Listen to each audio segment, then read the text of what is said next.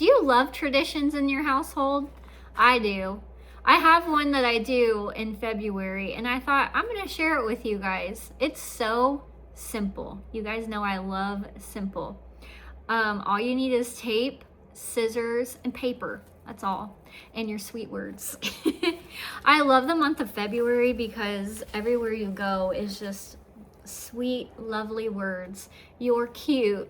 I love you. Love is all you need. That's my favorite one. Love is all you need.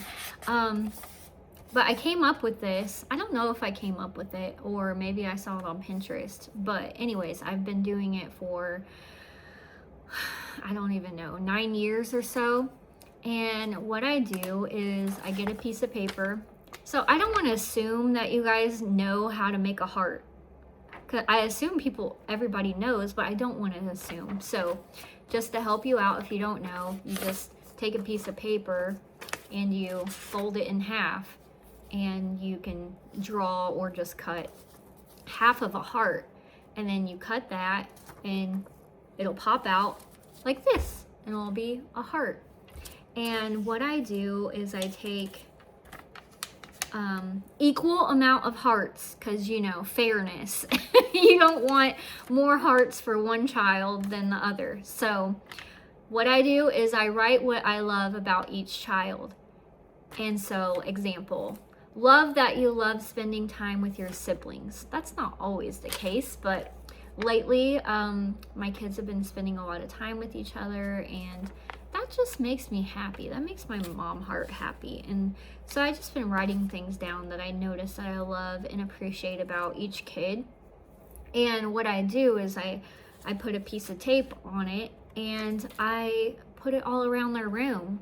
I mainly like to put it around their bed so when they can't sleep, they can just lay there and reflect and see, you know, that they are loved and why I love them. And I just thought I'd share that idea. Maybe you need a new idea. Maybe you are a first-time mom and your kids are getting older where they can read. And they don't have to read. They don't have to be able to read. You can stick this all over their wall and this will maybe encourage them to read. I remember when my son was having troubles reading, he really wanted to know what I loved about him. And so he'd stand there and he'd try to read it. And or you can just help him read it. Tell them and go around and say out loud what you love about him. So, but I will say my son, he's 14 now, but last year when I did this, he was 13 and I put it all over his walls as usual in the month of February, and he took them down the next day because his friends were coming over and he didn't want no sappy hearts all over his walls with the cheesy stuff that his mom loved about him on the walls. And that's okay. I will still do it. I'll still do it because I know he read those. I know he read it. And I know they love and appreciate it, even though as they get older, they might not say it. I mean, I might even continue to do this when they move out. I might wake up in the middle of the night, just stick it on their front doors. You can do it too. You can still love on your grown children in special ways. You can make these and go sneak at night on their doorstep and put what you love about your kids on the front door. Most people have Ring doorbells now, so they'll probably see you. But I also wanted to talk about, what if you have nothing good to say to your kids? And I know all the new moms are like, oh, no way, never. Okay, can I tell you, parenting is hard when your kids get older. It is really hard. And sometimes you don't have good thoughts about your kids. They get on your nerves, and you have those seasons, and that is okay, and you're not alone. You are definitely not alone. Even the best kids make mistakes and can get on your nerves. So I have a book recommendation. It's called Mothering by the Book, forward by Sally Clarkson and Jennifer Pepito. I don't know, The Power of Reading Aloud to Overcome Fear and Recapture Joy. So here's what it looks like, and I highly recommend it. I read it with friends last year, and I thought, this is so good. I feel not alone. This mother in here is just so real and raw about her feelings and things that she went through at being a mother and a wife. And one of them was her daughter. Her daughter was having a hard time. She'd just get so upset when she washed her hair, or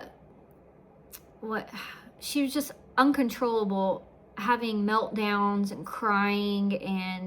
And this mom shared that her patience was worn thin, and she had to do an exercise with a neurodevelopmentalist.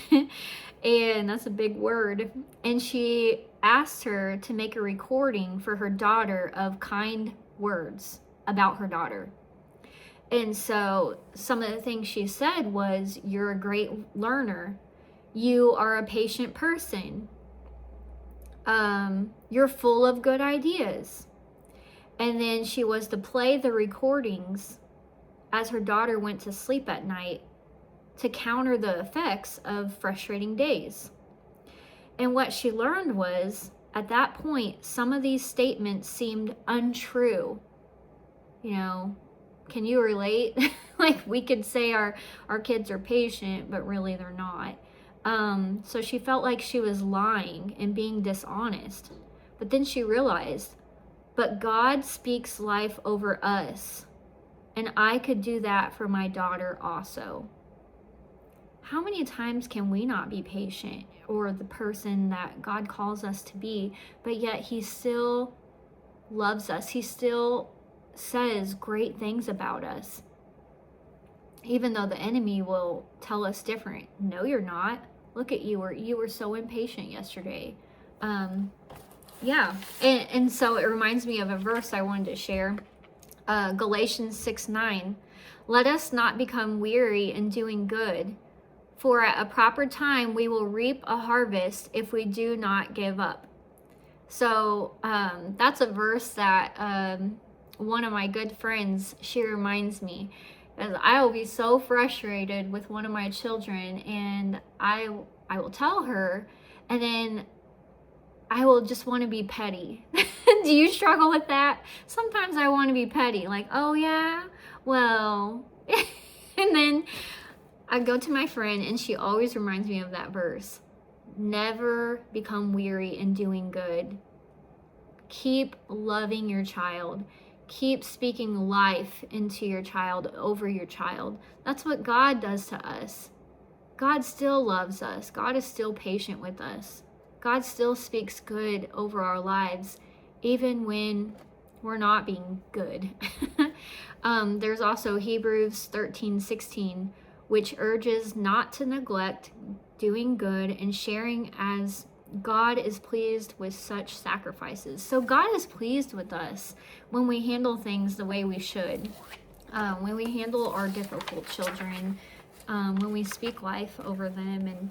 And you know, maybe you can start this, and maybe you can lie to your child. Lie to your child and tell them, you are such a patient person. But speak life into them. Speak what you want to see into them. But yeah, let me know in the comments below if you're going to do this, or maybe you already do something like this, or maybe you want to share a tradition that you think others might like. I would love to hear about them. Leave them in the comments below. I hope you guys are having a great week. Thanks for watching, and I'll see you next week.